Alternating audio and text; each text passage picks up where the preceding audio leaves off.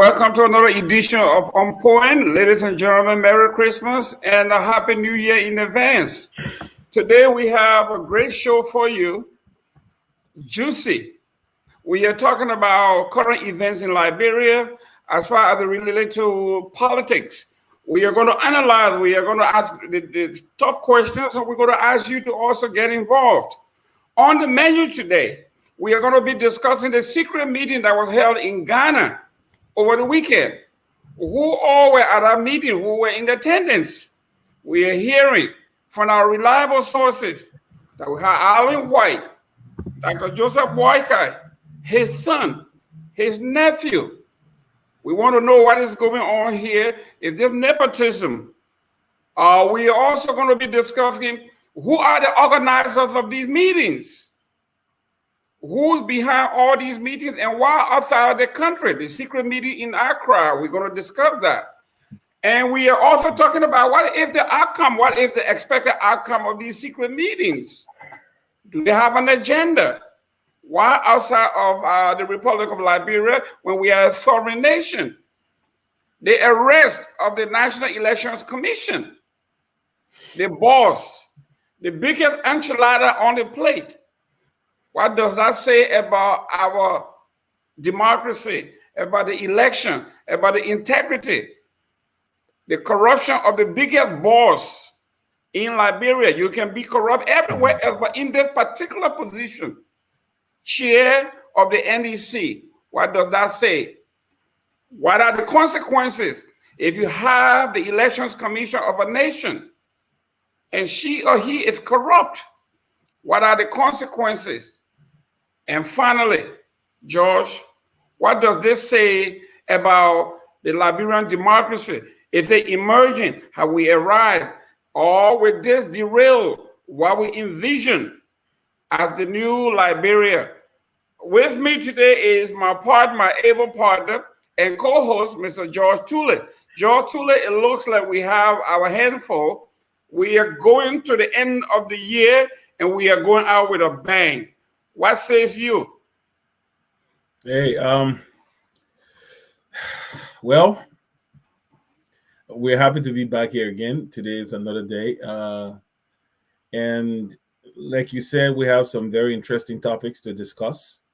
I want to welcome all of our viewers out there who always take up the time to spend with us. We are so grateful that you can select this time to be with us, and we say thank you. And Merry Christmas to all of you. I know it's gone now, and Happy New Year. We know we're going to have a great New Year. We're going to have a great year. A lot of people are going to succeed and accomplish a lot, because it's just going to be a marvelous opportunity to achieve those things that we set to achieve. So I'm happy to be here, Mr. Gayman, and the topics on the discussion today are very, very important. You say secret meeting in Ghana. We'll get to that. It wasn't a secret meeting, but we'll get to that. All right. And so I'll send it back to you so we can start with the first thing on ground. I know the first thing is the arrest of the NEC boss, and I have some things to review regarding that. So Mr. Tulay, I'm going out at the end of the year, and I'm in my fighting mode. Do you want to have a disclaimer? Do you have a disclaimer here? Where going out? Where are you going out? George Tulay, is there a disclaimer here? Are you related to anybody on this? On this menu? Do you have a relationship here? Do you have a family name to protect? Do you want to have a disclaimer here? Joseph Boykai is like a father to me, and even if he was a father to me, he was a messed up old man who didn't deserve a minute of my day. What is this? Sorry. Even if he was a messed up old man, all right, who didn't deserve a minute of my day, Mr. Gayman, trust me, I will say it here. I would say that old man, I'm a pa, but he ain't worth nothing for Liberia. People who know me will tell you about me. I really don't care. I mean, you've been in But the hot seat for the past 3 weeks. Your Liberty Party have fallen apart. They're in no, it shambles. hasn't fallen Your apart. Uncle Joe is on the hot seat. I mean, I feel for you. I feel for you as an opposition. I really feel for you. It's tough where you sit in your seat. Mr. Gayman, you know the reason why I sit here and I smile? I smile because I know that the flocking that waiting George we are in 2023, no one has seen the likes of it before. Whether CPP stays together as a unit or it disintegrate, which I am for right now as I sit here, the will of the people is against George Weah. The reports I'm getting, people who are going out there who it is their job to meet people, it's their job to interact with the ordinary Liberians. The reports I'm getting back from them, the people are fed up. The opulence and the luxury that is being displayed by the Weah clan, by his inner circle, infuriates the ordinary man walking down the street. I can't even afford to send my son to a good school. Yet I have people in power who are reveling in unbridled wealth. It annoys the people. When the purchasing power of their dollar cannot go anywhere, it annoys them. So let's stick to the topic, Mr. Gayman. Okay. Why was the NEC boss arrested? Who stood her bond? And where is she now? Those are the questions we should be asking. Okay, great. And let me rebut what you just said. I want to believe that you are hearing from the wrongful because my sources on the ground, George Weah, President Weah, and the CDC have begun an operation called Operation One Round, first round. They are emboldened. They believe and they know, based on the data that we are collecting, that it is going to be all out in the first round. We are going to knock you out in the first round. It's called Operation First Round. So okay, let us not go there because you got nothing going your way. Mr. Gayman, you know, we control our time and our show. Let me say something to you. You lost Montserrat County. Even when Madam Sally won Liberia, even when she won the election in Liberia, the 2 times she won, she could not dislodge George Weah from Montserrat County. You lost Montserrat County 2 times, county-wide vote. Even the boroughs and the areas that voted for George Weah voted for Darius Dillon this the first time, the second time. 5 by-elections were held recently. McGill went Banga, Bon County, he went to Niba County. All the candidates that whose hands he held up all lost in those races. Why? It tells you the people are fed up. Stop feathering your nest. Stop believing in lies. Stop thinking that the reality is not on the ground. The reality on the ground, the verdict is against the Weah-led government.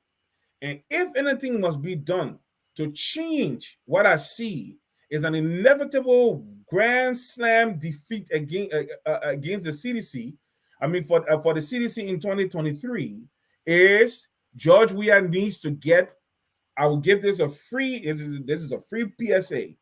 He needs to get reputable professionals who are progressives, not just professionals, but professionals who are progressive on his team.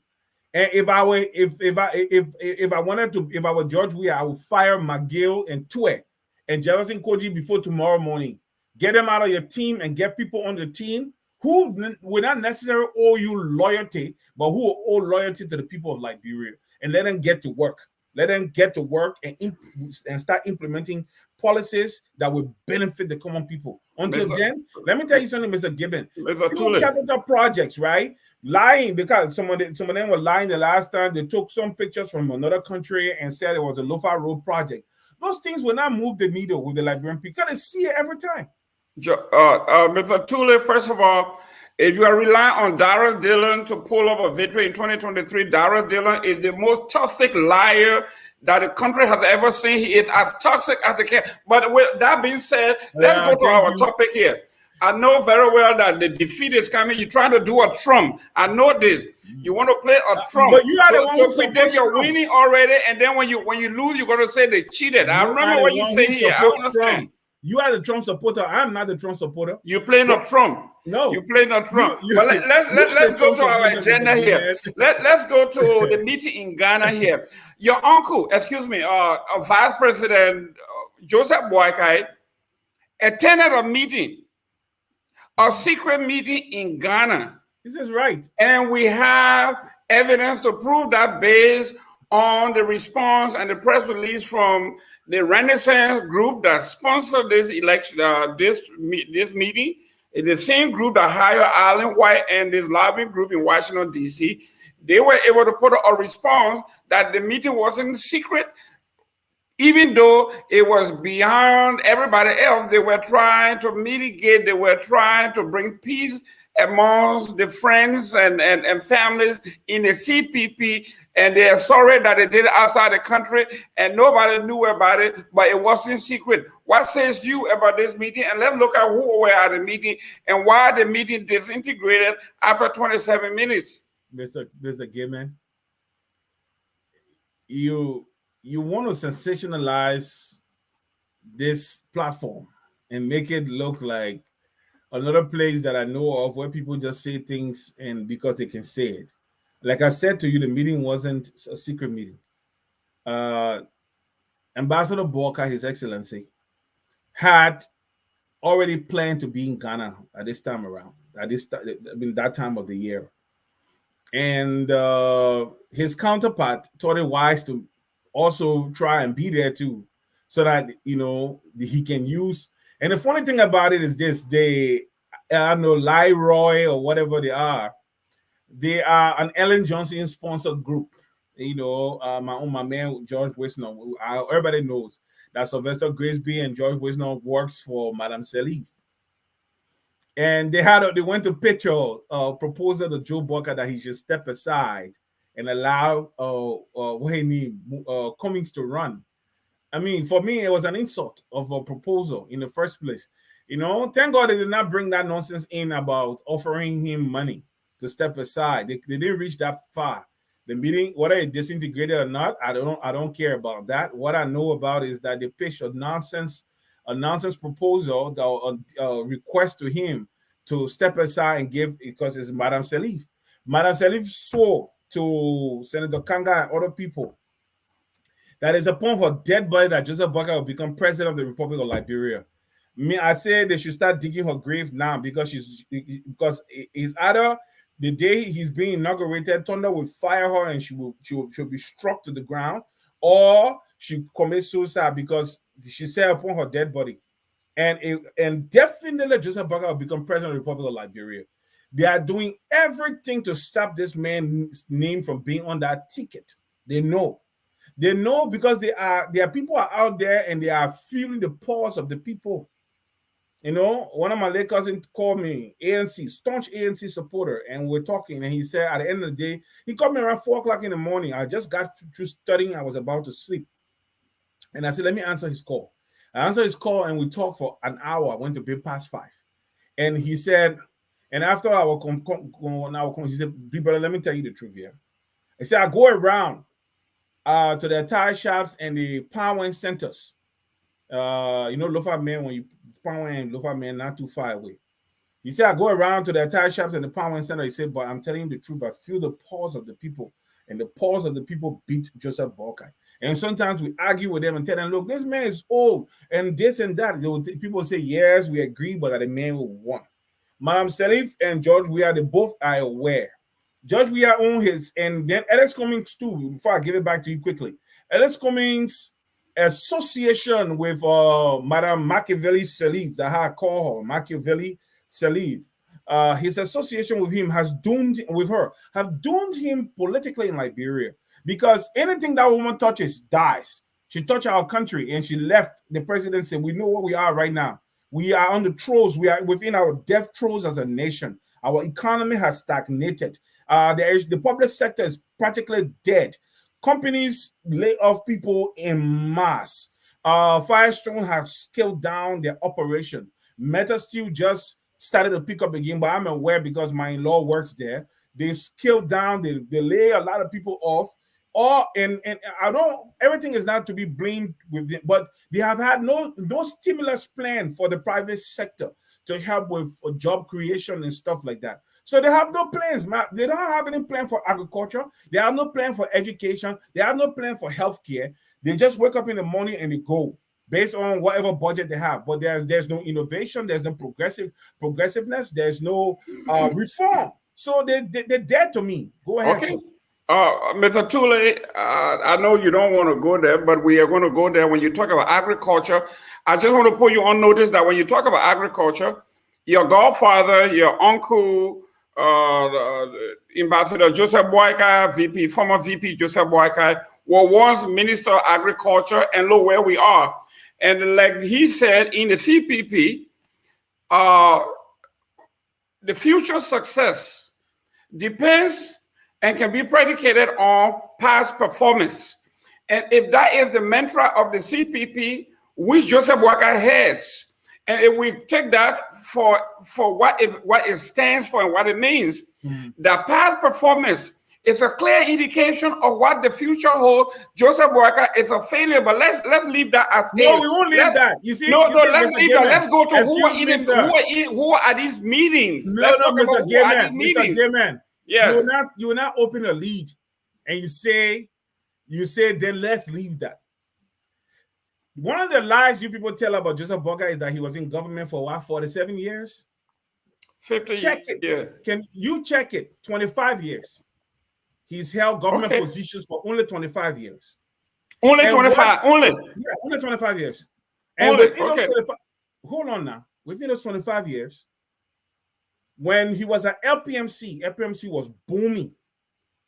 It was booming. There was a revolution. People were planting and exporting cocoa and coffee in Liberia. LPMC was active. LPMC was bagging locally produced rice. All right. He was there on the Tobert, and he remained, and he was there also on the Doe. When he went to the Ministry of Agriculture, he started the Green Revolution back to the soil on the Sami Doe. What truncated that?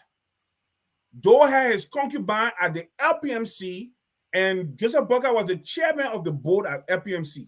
And Joseph Boyka and her clashed heads. You know how I know? My dad was on the board at LPMC. Okay? So I know about that story very, very well. Joseph Boyka and her clashed, and who lost out?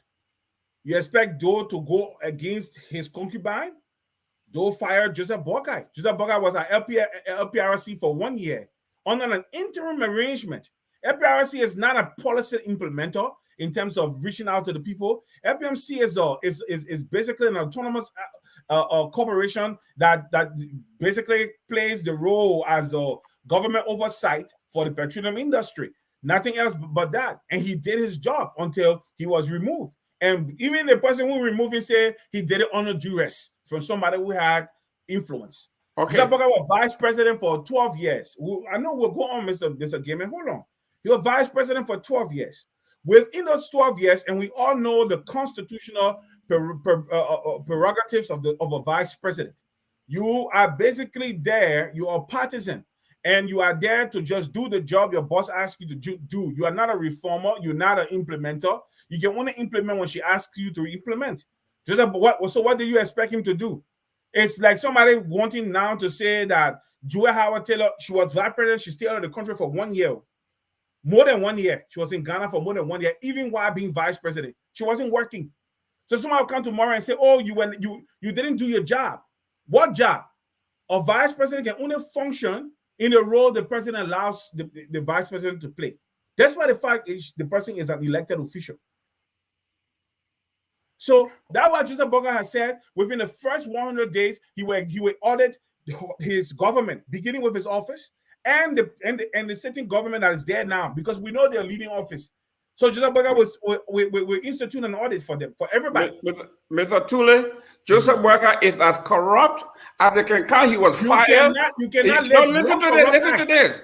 He was fired for corruption. He was fired twice.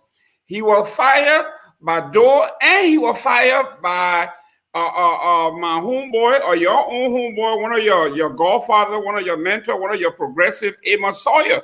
So you tell me, when Joseph Boakai served as vice president of the Republic of Liberia, he was the president of the Senate and supervised the corrupt 68 concession agreement in Liberia, where he never once objected. He never once objected. He agreed. In fact, he said he squandered. And then he backpedaled and said not only did he squander, but he was parked in the car in the garage, and he was basically a race car that couldn't perform because he was parked. The guy is intrinsically corrupt since he's been in government. He is incapable of change. Mr. Gayman, don't just band-aid corruption. I'm asking you now, state a particular act of corruption that you are aware that Joseph Boakai has done. First of all, hold on. Let me finish my question. One audit that have found Joseph Boakai wanting, one single audit in all his being in government. One audit that have found him wanting. Okay. One audit. You want one, right? So we'll move on. Yeah. 68 concession agreements, 66 out of 68 concession agreement was deemed by the international community, by everybody that has something to do with administration, that has something to do with governance, that has something to do with administration, that has something to do with public policy, knew that 66 of the 68 concession agreement over which the president of the Senate, the vice president, supervised, became basically corrupt. Okay, hold on. A crime against the state. Did they tell you? Did they KPMG and Deloitte people write anything that held Joseph Boakai responsible for the passage of one of those concession or mineral development agreements or those concession agreements? Nobody has to say it. Yeah, don't say nobody has to. When Global Witness, listen to this. You're telling me when Global Witness did, when they did their own research, when they did the contractual agreement and they did the evaluation, they told the rest of the world that 66 of the 68 concession agreement were flawed and illegal. Okay, and against the Republic of Liberia. Who supervised who chaired that? The vice president of the Republic of Liberia, who is the dean of the Senate. No, you don't know how it works. I know how it works. No, you don't know how the mineral development agreement. I know how it works. I can dare you now, openly before these people, to describe to me how one concession agreement, one mineral development agreement is established. One, just give me the flow chart of how. I don't have to give you a flow chart. Okay, we have a concession agreement. But anyway, the reason I brought this up because it transitions right into where we are. No. Listen to this. We're going to segue into that. You can rebut. Now let's look at the meeting that Dr. Boakai attended in Accra. Let's look at the meetings. Let's look at the corruption at that meeting. Who were at that meeting? Let's look at those who were at the meeting. Joseph Boakai Jr. and his nephew was at that table, at the negotiating table. What does that say about nepotism and corruption in Liberia? This old man is corrupt. Excuse me. There wasn't any. Deal with this. It's right on the screen. Excuse me, sir. There wasn't any. And guess what? Again, all those concession agreements you talked about, your political leader, who is now president of the Republic of Liberia, was senator for 2.5 years. That's correct. Of when those concession agreements were signed. Let me tell you something before I go ahead. I will go up to the issue now. The vice president of the Republic of Liberia has nothing to do with the negotiation that goes on the floor of the Senate. Let me say this to you again. He has nothing to do, or she has nothing to do with what goes on the Senate. She can try to sell influence. She can try to call people in, maybe different heads of committee, to have a sit down with them and talk to them. But let me tell you the truth. She does not, or he does not, have any input in the basic deliberations on the floor of the Senate. Nothing. The only time it reaches the office of the vice president is when there is a deadlock. When there is a deadlock, and I can tell you something, all those concession agreements you talk about were slam bam. The people you should accuse are the Mineral Development Committee that sits together, the Minister of Finance, the Minister of Lands and Mines, the Minister of Planning. At that time, when there was a Minister of Planning, there are few ministers that you can hold. You say, you guys were the ones that tabled this thing, or hold the House of Representatives and the House of Senate. The vice president got nothing. Let me tell you something. I'll also say this to you. In many of those cases, those concession agreements never even reached his office. From the office of the president pro tempore straight to the president's office. What are they sending it to him for? What does he have to do with it? George, hey, now okay, I segue into what followed him to Ghana. Let's go deal with that. The Pandora box is a consistent Roman mill of lies about him, and I will tell you how it works.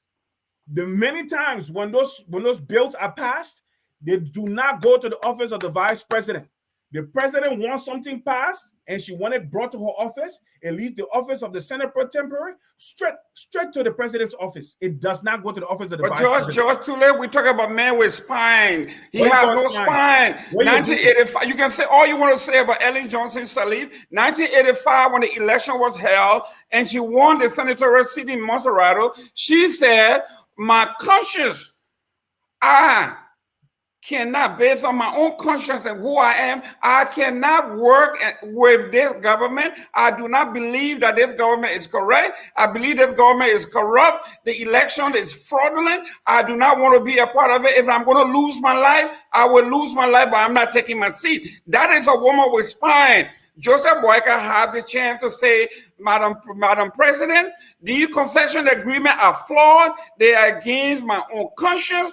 They are against my own moral upbringing. The Liberian people are dying. They will suffer. I do not want part of this. If you want to fire me, you can fire me. She couldn't fire him because he was elected also. But he didn't do that. He went along with it. So this also follows him everywhere he has gone. Now he just went to Ghana last week. He took his, remember, several years ago, his mouthpiece, Costa, accused him of being a tribalist, of being a nepotist. They believed that he was all selfish, irredeemable, selfish human being. And today we know that he went to Ghana. He didn't take his partners. He didn't take his lawyers. He took his son and his nephew, confidant, to discuss about a buyout. We know this to be the fact, so deal with that. I have made a connection between his corruption in 1985, 1992, and the Ellen government. Mr. Gayman, let me tell you something. The more you dwell in this kind of peddling of lies, the more you bring our show into disrepute. Joseph Boyka, if you know who Joseph Boyka is, the house that Joseph Boyka built during the 80s is the same house he dwells in today with very few modification or improvements. He's not a man that is given to what you call the trappings of life. He's a simple-minded man. He's a disciplinarian. He starts with himself. I'm not talking because I support him, but that is who Joseph Boyka is. Joseph Boyka did not go to Ghana to sell out to Alexander Cummings. In life, Joseph Boyka is a diplomat. He's an ambassador. If somebody say they want to meet you, and the person is your colleague in an arrangement, you will grant the person audience.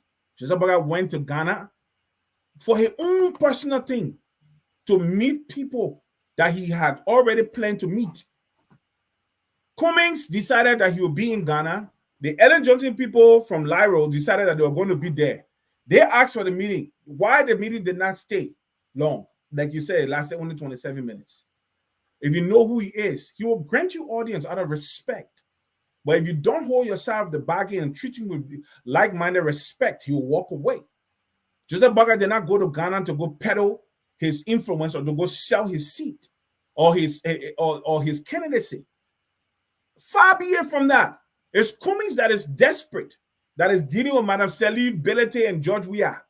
Okay, the George Weah folks are even promising that if he can support George Weah in 2023, the CDC will most likely favor him in 2029 because they don't have any candidate. They don't even consider their correlation with the MPP anything to respect. All right, so Cummings already knows that he doesn't have a fixed constituency, so he's prepared to sell so that he can become the CDC candidate in 2029. He's so desperate to win Liberia that he doesn't even know what he's doing. The reality here is Joseph Boyka did not sell anything to Cummings. He listened to what he had to say. Cummings rather asked Joseph Boyka to step aside by reason of the advanced age. Say at 78, he shouldn't be in politics. And that is nonsense. That's errant nonsense. Joseph Boyka is the political leader of the Unity Party, which has the largest opposition constituency in Liberia and the second largest constituency also in Liberia, and also the majority of Liberty Party, not the 17 members of the executive committee and Musa Belete, but the majority, we the people of Liberty Party, follow the choice of Charles Walker Bromsky, which is Yombli Kanga, and Yombli Kanga follows Joseph Boyka, and therefore Joseph Boyka have our unwavering support. So in Ghana, he did not go to sell his seat, Mr. Gayman. In Ghana, he went to have a meeting, and people say, we want to meet with you. Fine, let's meet. So who were at the meeting? Address those who were at the meeting. But listen, he went to Ghana where people, the first thing is this. If you were in Joseph Boyka's position, you had a son that has a master's degree, that is one of the chief executives at the Bureau of Maritime Affairs, okay? And who is a pilot, who helps you in everything. When you're going somewhere, you will say, oh, because you're my son, I don't want to carry you. What are you talking? The Donald Trump you support, he doesn't go everywhere. His daughter is not in the daughter and son-in-law are not in the White House. The man carried his son. He's not even president yet. And I can tell you that Joseph Boyka will not have Jojo as a senior government policy maker. He won't do it because you will not want anybody to say, you will not want anybody accusing of nepotism. But as a private, Joseph Boyka is a private individual right now, Mr. Gayman. Listen, he can go, he can travel Mr. Tulay, Joseph Boyka is an inconsistent old man who said he was taking loan to leave little things for his children and his family. When he went to Ghana, when he knew that they were going to be an offer on the table, he took his son, who stands to gain with his nephew, who is supposed to be the heir apparent in the family, to see what little thing he will have. And we heard that Alan White, who represented Joseph Boyka in the past in the CPP, for his organization, $180,000 were paid to lobby. They said Alan White made an offer of $5 million to Joseph Boyka. Joseph Boyka looked at his son and his nephew, and they look back at him and say, $5 million is not enough. It can't take care of us and take care of the entourage that we have behind, because you know how it is in Liberian politics. And he asked Alan White to be excused from the meeting. And Cummings says, well, Alan White is part of the deal because he represents our lobbying firm. This is where it broke down. Now, for a man with integrity, Joseph Boyka would have gone to a meeting, never have gone to a secret meeting. This tells you how corrupt this old man is. I know he's looking for a little thing for his family. But for God's sake, this man had $2.1 million for 12 years as his office budget. And you telling me he's a common man? So is that a common man? You and I, we are common folk. We don't have $1 million in our budget. They have $2 million for 12 years. Let me tell you something. Being president or vice president doesn't change who you are. If you are real, it only enhances your mettle. Who you are is shown when you get to a place of power and privilege. Mr. Gayman, you got to think the other way around. Uruguay, hold on now. Mr. Tulay, I know you heard him because of family matter. When you're talking, I give you a chance. We can't do this. Our people then will not get us. Uruguay. If you know Uruguay is, maybe in my view, is the most European of all Central American, Latin American countries. Okay, it sits there nestled on the Atlantic coast. Is it Atlantic? No, I think it's the Pacific coast of South America, right there under Argentina. It's very progressive. It's a very well-developed country. There was a president of Uruguay who drove a Volkswagen Beetle. He became president and he remained the same, but he was a progressive and a revolutionary who later on became president. He was a progressive and a revolutionary who believed in certain principles, the advancement of the poor and workers' rights and everything, and he became president and he remained the same. He still drove his Volkswagen Beetle. Let me tell you something. A real man will not allow power to change who he is. Like I said to you, you just bending words out there. Joseph Boakai, nobody can say this is the corrupt act or he acquired these buildings under questionable circumstances, like they would say for George Weah. George Weah building on 9th Street stayed in a perpetual state of disrepair for almost 20 years or more, and he became president. It was so disgraceful and decrepit that he had to that he had to tear it down and build something else there. We saw how he immediately began to amass. He was senator for 2.5 years. He never did the work on 9th Street or any other place. When he became president, immediately we start seeing him owning palaces all over the place. Then you want to talk about somebody being corrupt in questionable ways. All the while he had money, but he couldn't develop any of these things in the country, right? When he became president and the entire state coffers was at his disposal, then he began to amass property. That is the kind of thing we say is questionable. It needs investigation. Mr. Boakai was vice president for 12 years. He didn't build one house anywhere else. One single house anywhere else. And I can tell you something. Whatever money is given to him, I will tell you that Joseph Boakai spent the majority of the money sent to him on people. You go to the house every morning. There's a huge crowd there waiting to see him. People go in to ask the different needs and they get help. So don't look at me and tell me that traveling with Jojo or Jay Kabakoli is his chief of staff. Has a relationship with him, yes, but it's his chief of staff, and he will remain his chief of staff because he understands the old man. And you look for someone, and guess what? Jay Kabakoli is not like the people then that you're looking at today. That he's not a McGill, highly qualified and a decent human being. He will not go look at his mom and build a mausoleum, put air conditioning inside. When the typical people in Liberia can get 1 million to live, more than 50% of our population living, 63% of our population living below the poverty line, on less than $1 a day. He will not do that. So going to Ghana with the people that are with you, let me tell you something, Mr. Gayman, let me say something to you. When we lost the election in 2005, talking about Liberty Party, we really gave it our best shot. And we lost the election. People had to find their way to go and look for living somewhere. Only those who could afford to stay there, and we knew that it had to be a very small group. That's why Jacob and Smith stayed in the office. All of us had to go out there to take care of our families.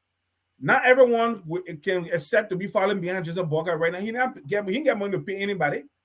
So those who are following him, they know where they are getting their sustenance from. So he's going to Ghana to go for a meeting. Nothing wrong with that. It wasn't a secret meeting. And let me tell you, I can challenge anybody. Nobody pitched to Joseph Boakai that they wanted to pay him $5 or $6 million to step aside. And I will tell you something, it's not enough. Because I know for a fact, in 2011, Madam Sani was so desperate to remove Joseph Boakai from her ticket, she offered him $5 million to take $5 million and go into retirement. He refused. Because you know the reason why he refused?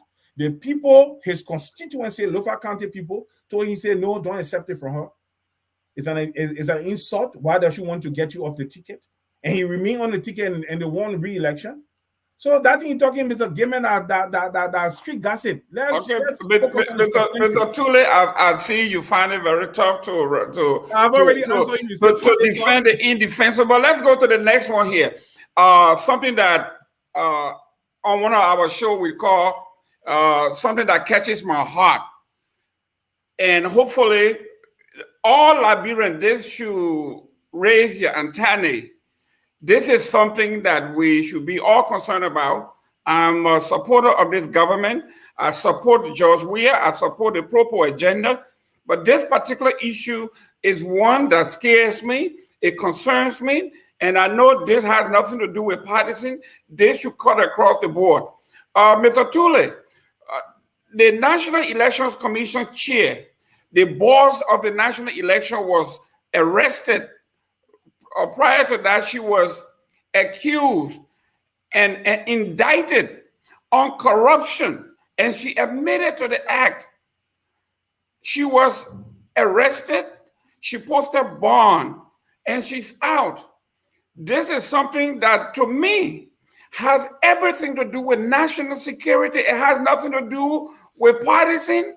It has nothing to do with who she is, that she's a female and we're picking her. This is corruption at the highest level. What says you about this and our national security? The reality here is this. Let me give you something. She got arrested. They were forced because of the public outcry. They arrested her and took her to court. Guess who secured her appearance bond? Musa Hassan Bility and the Solicitor General were the two persons that went to ASICO to secure the appearance bond for the chairman of NEC. Why?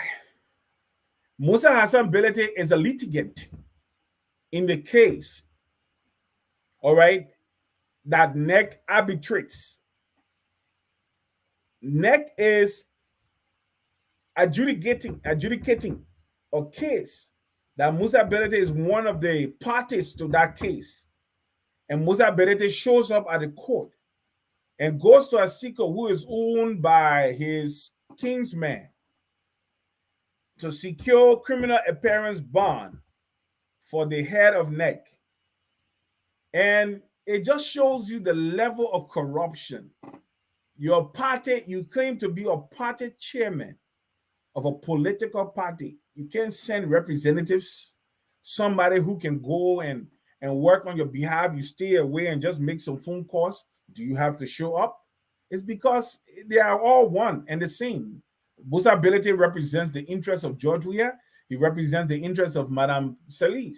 And they have managed to co-opt Cummings to the point that he has lost all sense of judgment and a sense of the upright trajectory in his life. He has seconded himself, his needs and the desire to that of Madame Salif. And as a result, it's a disgrace. It's just a shame and a disgrace what George Weah is doing, fighting, hoping that he can appoint somebody at NEC who will rule in their favor against the wishes of the Liberian people in 2023. It won't work. Because the reason why it won't work, and let's stick first to the issue here. This woman was found wanting in an audit. There should be no ambiguity here. There should be no guessing here. She should be removed as the chair of NEC and somebody who is reputable and fair and independent-minded found as a replacement. What are they doing? They are doing all kinds of things. They went to the court. The court say, okay, you found her of criminal appearance bond, so she can go to prison. Musa Bility shows up. He and Solicitor General Serena Sifas, they go to ASICO themselves and they secure the woman criminal appearance bond. Everything fake paper, and brings it and provide it to the court, and the court accepts it and they set the woman free. It's all corrupt. George Weah is corrupt. He doesn't even pick the right people to represent him in government. He picks corrupt people. Can you imagine? NEC, the person who heads NEC should be the most upstanding and outright person in life. The most upright person in Liberia should be the one to head NEC. You know, like for instance, somebody like Chiachipo heading NEC, you can rest assured that the result. Mr. Tulay, I thought you were as objective as I am when I brought you on here to talk about this particular topic, and you're trying to switch from corrupt Joseph Boakai to calling George Weah and Musa Bility and all that. The person that actually represented the NEC boss is my mentor, Michael Watkins Wright. He was the former Solicitor General, yes, but the woman has a right to a legal counsel, and she has the right to get bonded. My complaint with the president is a person that has even been accused, not even admitted to anything. Anybody with that cloud over their head, I know the position is a tenure position, but that person should be asked, if you can't fire the person, that person should be asked to tender their resignation for her own reputation, for her own sanity, and for the republic. This is what genuine democracy is all about. This is what patriotism is all about. But instead of talking about the national security of our country, you are here trying to politicize it. You calling the president's name. You calling Musa Ability's name. You calling Serena Sifas. We are talking about national security. We talk about sovereignty here, my brother. Be a patriot for once and talk about Liberia and forget about the partisanship. No, there's no need to forget about partisanship because that's what it is. They're looking for ways. Why did they? Let me tell you something. You think it's the first time that somebody at NEC have committed acts of corruption in their dealings? The entire NEC budget is a corrupt budget, my brother. Let me tell you the truth. The entire NEC budget is a corrupt budget. The entire NEC budget is a padded budget. The entire NEC budget has articles in it, has lines in it that shouldn't be there. There are provisions in it that shouldn't be there. They don't get proper auditing of their financials at NEC. I mean, so it's just simple. It's not the first time. Why do they want to get rid of her? It was an attempt to get rid of her. I just guess that and what he need, what the dude need, man, and your dude, McGill. Let's pick up the telephone and call LCC and say, we know that this woman gave contract to her brother, and we think that contract is one thing. So just just investigate it and leave the rest with us. But just you belong to the Liberty Party. You belong to the Liberty Party. You guys are party of law and order. Yeah, you asking for. Listen, did she do the act? Yes. Great. Are they right to hold her accountable? Yes. That's what the law says. But hold on. If it wasn't for the fact that someone would question how much of a player she would be in 2023, and let's get rid of her, you wouldn't have this thing today. They are all the people from the McGee himself, they are all committing acts of corruption. Nobody's holding them responsible. Why this woman? Because I'm not saying don't hold her responsible, but what I'm saying is this: the whole thing is corrupt. The whole case, everything about the case is suspect to me. I'm also telling you that they want to remove that woman. There's a name that I heard being bandied around that they will appoint to be the head of NEC. And if they appoint that need to be the head of NEC, that guy is supposed to be there to help to swing the election around in 2023. Peradventure, they lost the election, which I can tell you, they should take it to court. I mean, to the bank. They're going to lose the election. But you know the reason why it'll be difficult to do anything to help George Weah in 2023? Because it'll be a first round, 60% plus ballot that he will lose. And there'll be no way to swing it. Because you can't swing 20%. You can't swing 20% or more of the votes in a man's favor if it's in another man's favor. And the way we will guard our votes in 2023, okay, George Weah will go down in history as the man who will cause the country to burn, because if he tries to steal that vote in 2023, if George Weah wins hands down, if he wins, fair to him, fair game. But if he tries to steal the vote in 2023, let him know that what they did to tell you, Ure, is not going to work with us. We will not sit there and say, let it be. Because guess what? Enough is enough. We want Liberia to go forward. We are tired with the stagnation. We are tired with the misrule. We are tired with the malfeasance. We are tired with the corruption and the outright kleptocracy. We are tired with all these things. We want Liberia to progress. And it's time that Liberia progresses. So what we are saying here, they either play the game the way they're supposed to play it, or put whoever they want to put there. But the election results will be so much in the favor of Joseph Boakai and so much against George Weah that there will be no way to swing it in 2023. That is what I'm saying. Call him corrupt. Say whatever you can say. George Tulay, is your business. George Tulay, I know somebody telling me here that I think you believe in Bigfoot. For you to say that George, that Dr. Boakai is even going to get 10%. But let's go. Our time is fast spent here. Let's get some comments. Let's respond to some comments. Let's hear what other folks are saying. If they have a call, they can call in and take on you or myself. But let's go to the comment, because from what I'm hearing, there's a lot of people here that want to make some comments. You want to read a comment as usual? Yeah, I'll read. Sometimes, my eyes are not very good right now. But Oh, okay. Well, Joseph, where you? Christopher, Merry Christmas. That's what is there. The second one says, Daniel M. Jato J-Man. Good evening, Mr. Jerome Gayman. I'm following from Nipo Street, Monrovia, Liberia. Can we? Thank you for following. Edison Pajibo, and I'm anxiously watching from Ghana. Thank you, Mr. Pajibo. Emmanuel Jackson, I think this is a political witch hunt against the NEC boss, despite the fact she awarded her brother a contract from NEC. It's not just a political witch hunt. She did an act that is reprehensible. So the actions are right in one way, but Emmanuel Jackson, really? That's Joseph Wiyu.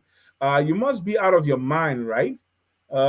She gave contract to her brother's company and paid him $182,000 for something she could have rented for $1,000. Nehemiah Wardlow he says, shame on you, brother. You think power coming back into your hands? Mr. Gayman, your source, I think it should be is lying to you. I don't know who's the source, whether it's me or whoever told you, talking to you. Edison Party, but please start talking about the real issues and stop this party politics. Well, Emmanuel Jackson, Mr. Pajibo, we control our show, and we know that we try to be fair and keep you guys glued. So just follow it. He said, yes, Joe, that was wrong, but I think it was also an opportunity to remove her and bring someone in the NEC most favorable to the power that be. I might be wrong. You're not wrong, Mr. Jackson. I think you are wrong, Mr. Jackson. Not wrong, Mr. Jackson.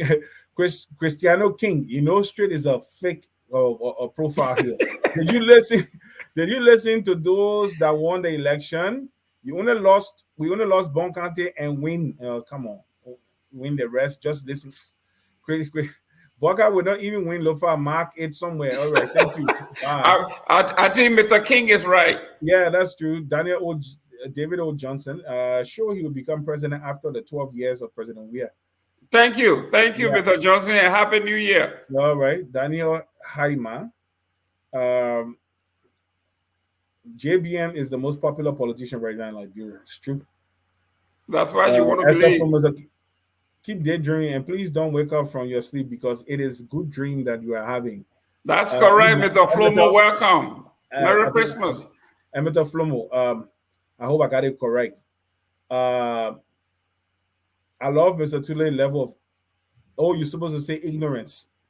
Unfortunately, bro, anyway, let me leave it in about me. I'll just leave it. Mr. John Hina, this Gayman always troll talks and want to run away. That's what he does when you catch him. Mr. Flomo. Mr. Flomo, yeah, Mr. Tulay, your analysis is very poor, and my that's correct. Laughing at you.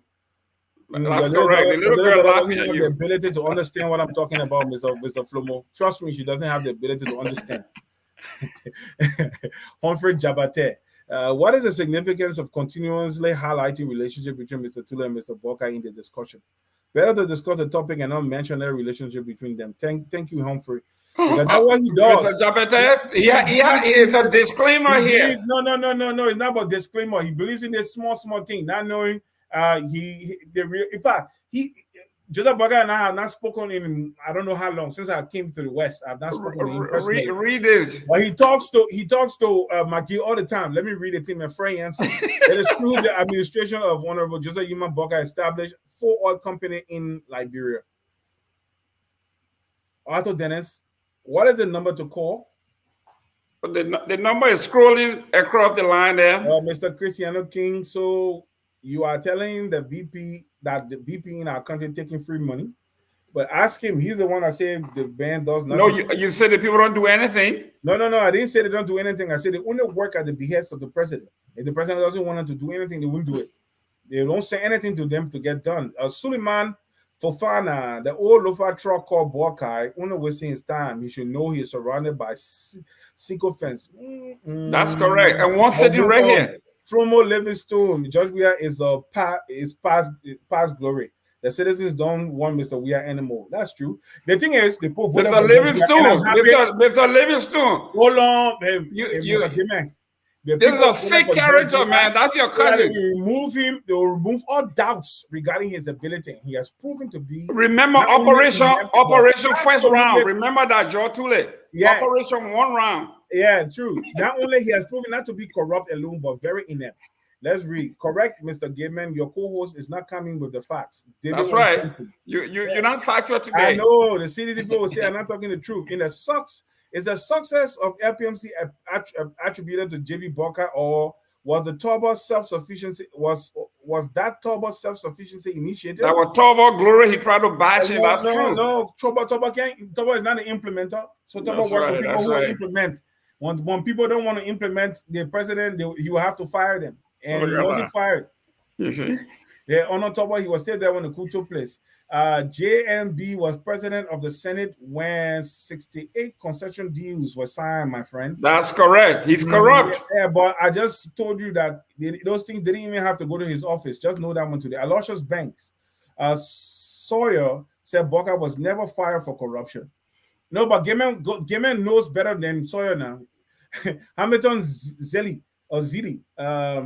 Hamilton Zilli, Mr. Gayman, please state the constitutional role of the VP as it relates to the Senate. Mr. Gayman knows. I just told you, Mr. Zilli, he's the president of the Senate. Yeah, somebody said Sir H. Johnson Jr. say Mr. Gayman is not an intellectual. And that's what. That's you why. See, and he didn't say the reason what an intellectual is. Okay, let's move on. Chester Kuhn. Nottingham Sawyers did not say anything good. He dodged the issue to print Bokar fine. How can you print somebody? Joseph Weyu. Aloysius Banks, Amos Sawyer was supporting his Sierra Leonean brother, my friend. Joseph Bokar at Sierra Leone today. Yeah, Joseph Bokar came from Kanneh. Okay, Amos George. He put his wife in charge of the group of 72nd. That is corruption. That's correct. You see, you don't know. When you talk like this, it annoys me. And I will stop. Dennis, hold on 1 minute. The group of 72nd, budgetarily, statutorily, is under the second lady of Liberia. It is not the vice president that puts his wife in charge of the group of 72nd. By law, the office of the vice president's wife is at the group of 72nd. What law? What law? You're not quoting the law. I don't have to quote it. Guess what? What's the law? You said the first lady had should not have a line item in the budget. So why should the vice president's wife? Listen, what did I say? I said the vice president's wife runs the group of 72nd. Mr. Tulay, be consistent. Be consistent. Let's go to the next comment, man. You're not consistent. No, it is the system. That's how it works. And nobody questions it. Okay, let's go. Let's read. Tokba Kwe. Mr. Gayman, audits of the National Lottery that Bokar had oversight show 1.5 million unaccounted for. Bokar is a thief. He's corrupt. I told you. You were looking for it. It's right here. So you just read something just now. Did you see any proof of it? Have you ever read anywhere in NM Daily? Have you ever read it anywhere that Joseph Bokar was responsible? So when you have oversight or something and somebody in the place steals money, that means you stole it, right? Listen, let me hear me. The man was fired twice for incompetence and corruption. Let's move on. Mike Koluba. I think we'll do 3 more because of time, and then we'll come back and maybe go back to our discussion. Jerome, I lost respect for you. I expect you to know better just because you are supporting ANC. Oh, now Koluba. But right now you're supporting ANC, Mr. Gayman. That there's nothing wrong with what the person said. Jesus Christ! Yeah. Anthony V. Kessley, my old friend Jerome Gayman is always as a staunch supporter of CDC, making wild claims and fleeing from scrutiny and correction. It happens always. It's true. You run. You interrupt. Mr. President, Kessley is the former president of EULA, a very astute, bright young man. I respect him. I love him. but he was the chief of staff of Joseph Boycott, and he didn't advise the old man to resign his post because he was working with corrupt Ellen Mr. Gayman, Johnson. he's not a young man. Mr. Uh-huh. Gayman, I think thinking about it, he's even older than you. He's not a young man. But listen, when I say young man, it's an endearment. Okay, He looks good for his age, just like let's we go to all the next. are. Let's go to the next one. Mr. Gayman, you're always running from the reality, man. Seattle T Townsend, UP people go under the spoon every day and cry about an unbalanced panel. But I see they seem quite comfortable here. No, Mr. Townsend, let me tell you the reality here. This man, myself, are co-host of this show. I'm not a guest. We host the show together, and he comes out with his wild accusations, and I come out to support the truth. If Joseph Barker was in error here, I'll be the one to say it. But guess what? He would never say one day that anybody that he supports is wrong. Let's go. James Koya Jackson, Mr. Anthony V. Kesley. It wasn't a nice comedy for Unity Party to leave our country in shackles and dirty with all the resources. Thank you. Well, then how about the people that are there right now? Like Mary Brown, we clean it after you guys. Yeah, all the mess you let that we clean the mess. Hold on, Mr. Gayman. Mr. Eastman says this. Mr. Tulay, can you explain why, as chairman of the CPP, Vibe has not spoken or commented about anything concerning the CPP future survivor? He's incapable of speaking up. Let me tell you why. Right now, it would be imprudent to start speaking, because the reason why it's imprudent to start speaking, because he's a target of a vicious political takeover and assault. Okay, so consequently, he's a party to the conflict. Whether he expressly partake in a conflict or not, he's already a party to the conflict because actions have been taken for or against him.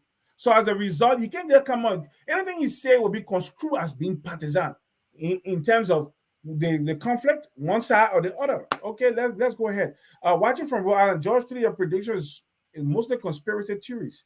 If anyone believes defeating George will be the walk in the park, is fooling themselves. A divided CPP is the re-election of George Weah. No. That's correct. We don't even have a CPP. There's no more CPP. Serious, let me say something to you.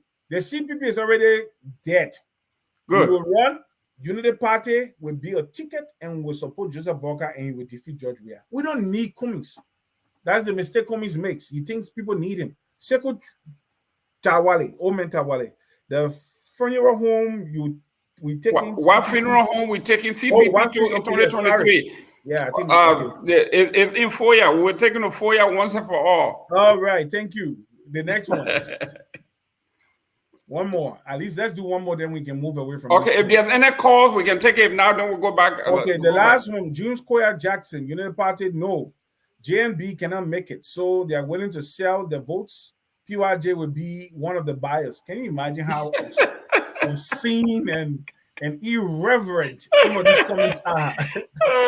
Let's go back to the comment. Let's go back to our topics here. It's like the comments it violates all sanctity. Listen, Mr. Tulay.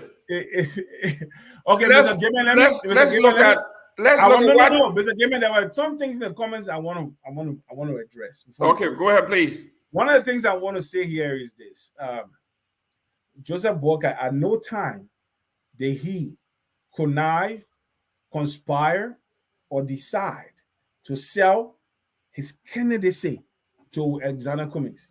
At no time. At no time. And if you say you want to meet me, honor the text that I give you. Like I said to you, the Lyra group, the Sylvester Grisby and George Wisner, they are Ellen's people. That company is funded and supported by Madame Selly. Funded, FUNDED, and supported by Madame Selly. So Madame Selly is doing everything she can, hiding behind people who are deceitful, hypocrites, acting like they are interested in the future of the CPP or in mitigating the conflict, or I mean the disaster within the CPP. They are acting like they are, but they are not. They are following Madam Salif's playbook. So you're blaming everything on Madam Ellen Johnson Sirleaf. Ladies and gentlemen, the number to call is 605-313. We have a caller. Okay, go ahead. Where you calling from? Your name? The person cut off. That's what I heard. Okay. Go ahead. What's the caller? Your name and where you calling from? Okay, my name is Joseph William. I'm calling from London.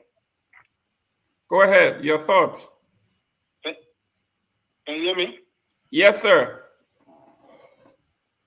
Okay, so Mr. Tulay, thank you for all this, I don't know, I'll call it misinformation and disinformation that you're spreading about Joe Boakai. I got two questions for you.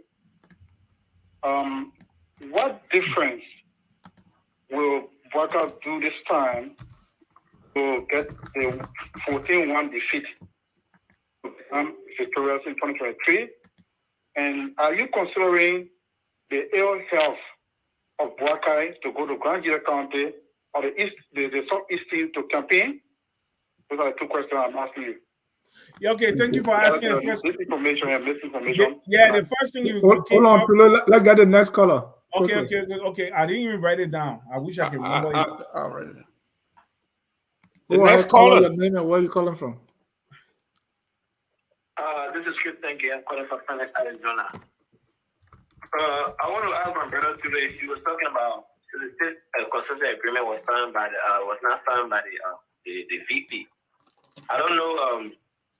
I don't understand why he didn't go to his office and he was trying to just take the VP from this is the state concession agreement. I know he knows very well that the VP also part of the House of Representatives and all of I think it's the chief executive officer over there. So everything about that he knows about it. His signature is important in the nation. He knows that.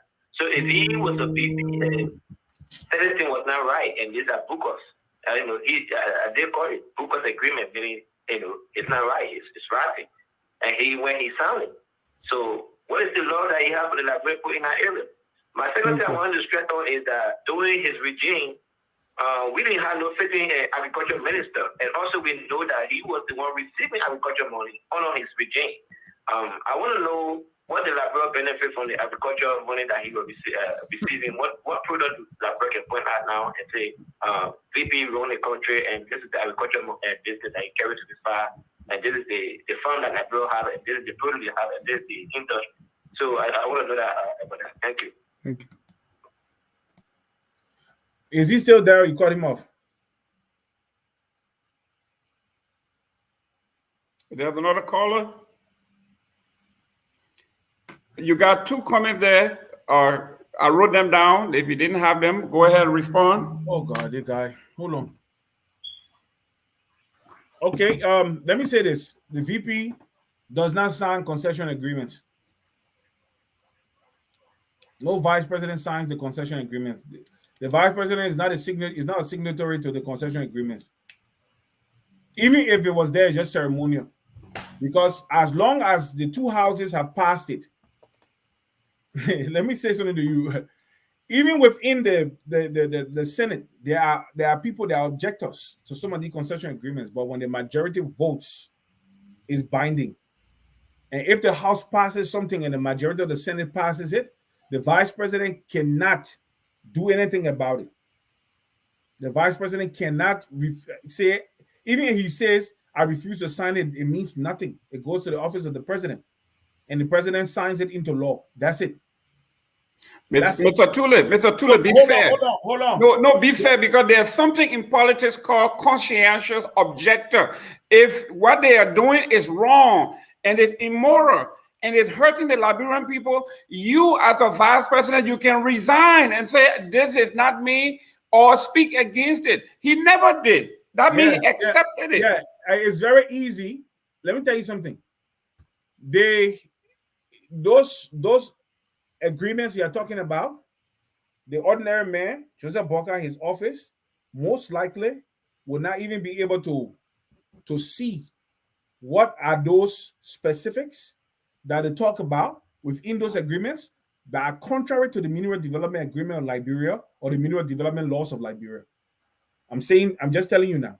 So, in reality, even though that's why you send things to the audit. That's why you send things for audit. You send things for audit so that real professionals will go over something with a fine tooth comb to pick out, to weed out inconsistencies and to weed out violations. Okay, one more caller. Let's take the one caller. Then I will talk about the initial insult before we move on. That's what we do. Audits people. What you and I can caller, your name and where you calling from? Yeah, my name is Samuel Morgan, and I have two questions. I'm calling from Indian Trail, North Carolina. I have one statement and one question. As a man with integrity, you just said the vice president turned down $5 million from Madam Sirleaf not to run with her. But if I'm in an administration that I know is corrupt and I'm an old car parked in the garage, you don't have to offer me a dime. I would get out of that administration and speak out for the Liberian people. Okay. My question is, if the vice president cannot bring peace to a small organization as CPP, because he has not proven to us that he can bring people together, how can we reliably vote for him to bring Liberians together? Thank you. I wait your answer. All right. I will speak first, since it's fresh in my memory. I will speak first to the idea of not leaving government or being parked or whatever. William R. Tolbert was vice president under Tubman for 19 years. And he did virtually nothing. Nobody heard of him. He did nothing except for the fact that he was vice president. To the point that even when Tubman died, and Tubman was on his farm in Belefene, there was a decision made to seize power for him and not allow him to take his rightful place as president of the Republic of Liberia. Because the Tubman faction in government was too strong. A man was vice president for 19 years. Ceremonial. The office of the vice president constitutionally is ceremonial. Let me tell you, if he had gotten fed up with the overbearing presence of his boss and left office, then 8 years or 9 years that he was in power and he did so much for us, Liberia would not have enjoyed those benefits that he brought to us, because it would have been a parked car or an or inconsequential vice president resign because you have no voice. That is what you are saying that Joseph Boga should have done. Yes. Who, in his own mind, will want to do something for his country and have influence in whatever limited way you can, will just decide to leave a place with the rotting people that are there. One man can do a whole lot of good. And don't forget, Joseph Boga represented people. People were sent, he sent people to work in places within government, and he protected those jobs. As much as he didn't have what we call executive authority in government, because everything, like I say, is all left for the president. If the president wants the vice president to function, you function. If he doesn't want the vice president to function, you don't function. And no vice president resigns and say, because I don't have things to do, so I want to leave power. You can only say it now. You can only say it now because you want to criticize Joseph Boga. You were talking, Mr. Samuel Moore, if you were vice president of the Republic of Liberia, and you are functioning and you are enjoying the trappings of office, you have a convoy, you have this, you have that, you have people looking up to you. You have one of the biggest counties in the country looking up to you. I don't care if your influence may not be 100%, but if you're at a 20% level, you will keep it so that you can have influence there. And whatever little good you can do it. George Tulay, you are inconsistent. There's something called, Mr. Dillon, your favorite politician, say most politicians are spineless. They can't stand up for what they believe in. Whether he had jobs with the administration, if you don't believe that Ellen was doing the right thing, listen, man, you have to stand for something. Joseph Boakai stood for nothing. In fact, Costa made it clear. The man Costa say he's spineless, he's a troublist, he's irredeemable. The gentleman is not good enough. Now, sometimes I wonder which Joseph Boakai we're talking about. The one that was Major Boakai on a door, or the one that was on a Talbot, or the one that was on a Sawyer. We don't know which Joseph Boakai to get. In fact, when Joseph Boakai was leaving the United States about a month ago, he said, when I get to Liberia, everything is going to be quiet. I'm going to reconcile the CPP. And today you are saying he cannot reconcile the CPP because he's part of it. My brother, your closing statement. Mr. Morgan raised this issue about the CPP, Mr. Gayman. You can only arbitrate, you can only mediate or conflict that is resolvable. When people are bent on being at variance for their own ends and their means, there is no way you can mitigate. There is no way you can mediate. There is no way you can arbitrate such a conflict. It's not possible.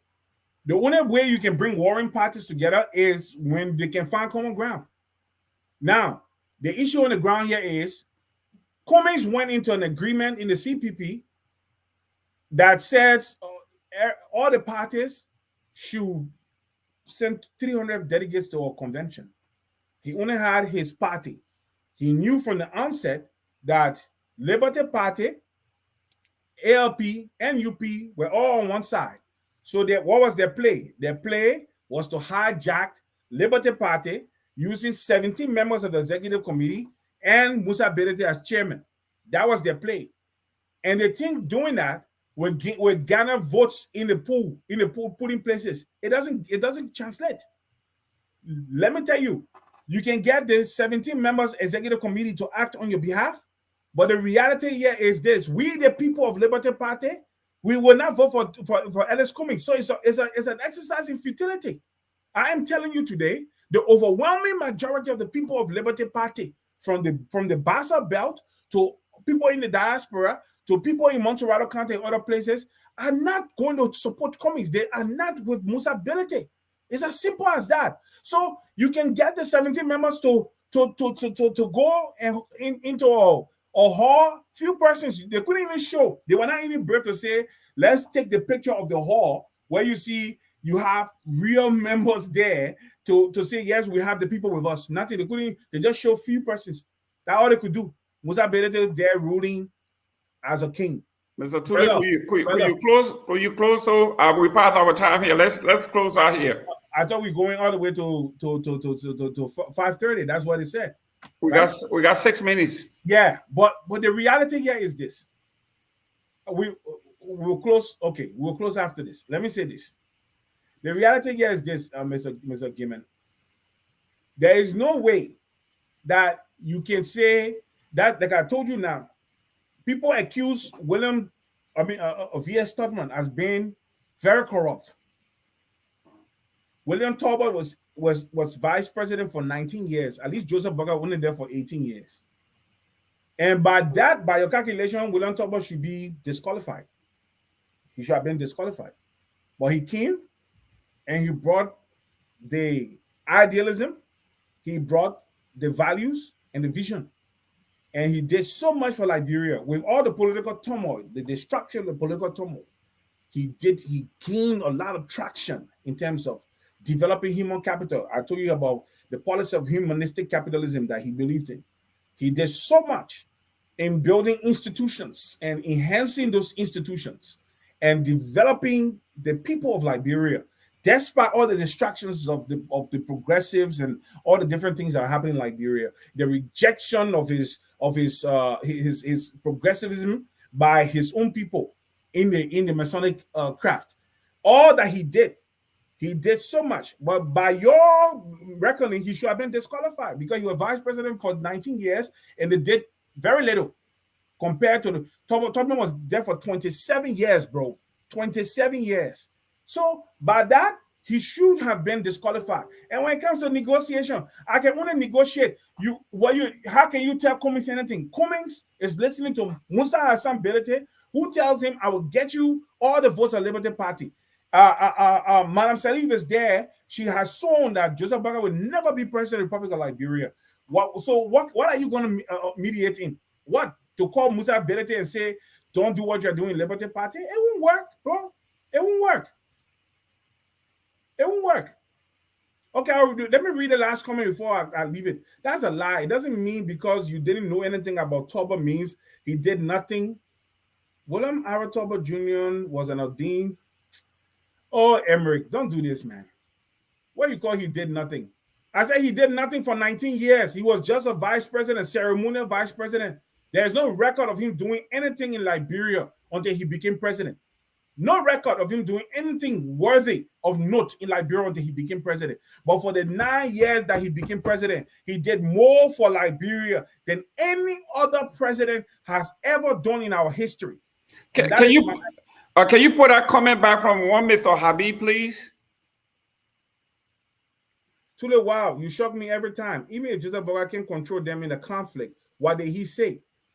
Oh, if I say I will mediate in the conflict, and then I come, and then things get heightened to the point that, and like I told you, how can he mediate in the conflict when he is a party? Inter Allah, he's a party. Even though he's not speaking it, even though he's not the one doing anything, but he's a party to the conflict. Because people are acting against his interest and for his interest. So how can he mediate in the CPP or the Liberty Party conflict? He can't. The CPP conflict, how can he become a mediator in a conflict where he is a party to the conflict? Where have you seen that before? Somebody should tell me. Where have you seen somebody mediating a conflict in which he is a party to it? You need outsiders to come and mediate. You cannot mediate yourself in a conflict that you are a part of. How can you mediate? You can't mediate. The only thing you can do is you can go and say, let's reconcile. That's all you can do. But in this situation, reconcile with Cummings? Cummings has no play. He has no established constituency. So whatever conflict and shake-up within the CPP, he knows it benefits him. What it also does, it promotes his name in the political space. Everybody's saying Alexander Cummings. So a political neophyte is gaining traction in his view by the ongoing, by the persistence of the conflict. He knows that, and that is a place by design. It's not by mistake. So you cannot mitigate or an issue that the parties in it wanted to continue because that is their play. Nobody's going. Even that thing was Shadin talking. Musa Belete will not allow any real resolution of the crisis in the Liberty Party. Why? He knows if the resolution of the conflict in the Liberty Party means that we should revert to the 2015 Constitution, which invalidates the 2021 Constitution. And if the 2021 Constitution is invalidated, it means his position as chairman is null and void. So how can he allow the resolution to the Mr. Tulay, thank you very much. Ladies and gentlemen, we appreciate you. Thank you for your comments. I think you put George Tulay on the defensive today. You heard me. You saw me. I let him talk because it is hard defending the indefensible. Joseph Boakai is corrupt. He's inept. He presided over 68 concession agreement that didn't work. He's also presiding over the CPP, and the CPP is dying under his watch. He escaped the country, went to Ghana to negotiate something that he didn't know what to do, and he got burned there again. Joseph Boakai, let his spokesman said, he's a dead man walking. He is irredeemable. He is a tribalist. Joseph Boakai has some competent folks I know Anthony Kessley, a very bright guy. He was the president of ULI. I've read a lot of his stuff. Quick thinker, brilliant man. Sat in the office of the vice president. All this time, he was an advisor. This tells me that Joseph Walker is incapable of accepting advice from capable folks. And he went along. And the worst is he's spineless, according to Dara Dillon. I would have said, Madam President, you are doing so badly to our country. I cannot be a part of this. Morally, I cannot do this. I have to leave. If I had to die from hunger, I would do so. But I'm doing this for my country. I'm doing it for the future, the posterity of this country. But he did nothing. He accepted his $2.5 million every year for 12 years. After he got kicked out, then he wants to blame it on the past president and everybody else. There was a big difference between Joseph Boakai and William R. Tolbert. William R. Tolbert came to power after the president died in office. So it was a different issue. This man served his full 12-year term, did absolutely nothing. Then he wants to come back and say, my first 12 years I was parked. They abused me. She abused me. This time, what I didn't do, gave me 12 more years to finish my nonsense. We are saying to old man Joseph Boakai, thank you for your 45 years of service. Thank you for damaging our agriculture ministry. Thank you for damaging LPNC. Thank you for all that you have done. Retire in grace. Go back to FOIA, develop FOIA. Until then, ladies and gentlemen, we'll be here next week, same time. George Tulay, go take a cool bath because this beating you took today was terrible. Mr. Gayman, let me say something to you. Go ahead. Nobody beat me. I love tangling with the ANC people because they don't know anything about politics. They're all political. Everybody ANC people now. Hey, hold on, Mr. Gayman. You were talking, I gave you a chance just now. That's how you allow this thing to prolong because you always interrupt. Everybody ANC people. When you don't like to hear what the reality on the ground. Mr. Gayman, let me say something to you today. You will hope that the George Weah that you defend, you will hope that he has even just an iota of the grace, the iota of the character that Joseph Boakai possesses. You will hope that he will have just a little bit of it. The man is not only an absent president. I already said he already co-opted by McGee. The person who runs the country is Nathaniel McGill. Everybody, I know that for a fact. Your man wants to. He's a comic, a complete comedian. Ineptitude doesn't even begin to describe who George Weah is. He's not even inept. The fact of the matter is that the guy doesn't know what to do. He's just completely spaced. He has no articulated ideology. He possesses no ability to think for himself or even for the Liberian people. He has abdicated his role as president. He's just their comedian-in-chief.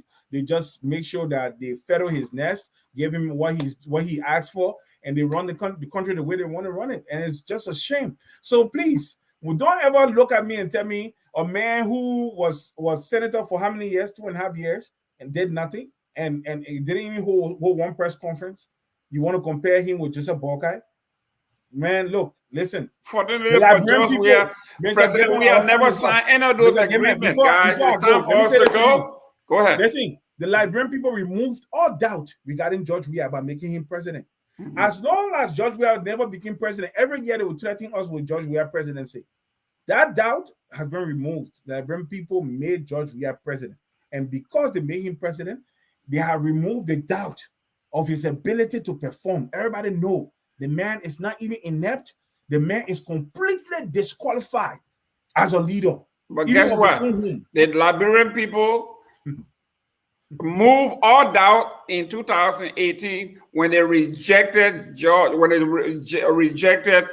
Ambassador Boakai completely. Mm-hmm. 14 out of 15 counties. In fact, he won. He barely won Lofa County. Mm-hmm. We competed with him in FOIA, his own hometown. Ladies and gentlemen, it was nice talking to you. There was a great show. I enjoyed being with you. It's time for us to move on. Stay tuned for another one, a great one that's coming up. Corruption and human rights abuses in Liberia. is coming right out here today at 6 o'clock, right after this show. And you're going to see some of the people that I consider questionable character, like Jane Verdier. We are going to look at a competent young man by the name of Alexander Coffey, former director of the FIU, Financial Unit Investigation, something like that. The Financial Investigation Unit. Great. And then we're going to have a mock interview exclusively done by Anthony C. We're going to have Joseph Boyka. We're going to have several folks that want to defend or want to channel Joseph Boyka. You can call Anthony C. Come on here. But it's going to be a great show as always. And ladies and gentlemen, one of the things we have always done here is we complain that Liberian folks do not like to start their own businesses. We have one here that is competing with the big names and doing very well. Kanneh Cash. You want to send money to Liberia? This is it. I use this, man.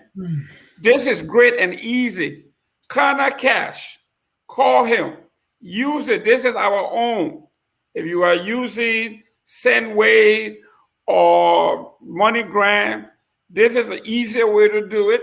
Go right on your phone, Apple App Store, download the app, and send money, Kanneh Cash. Ladies and gentlemen, George Tulay, thank you very much.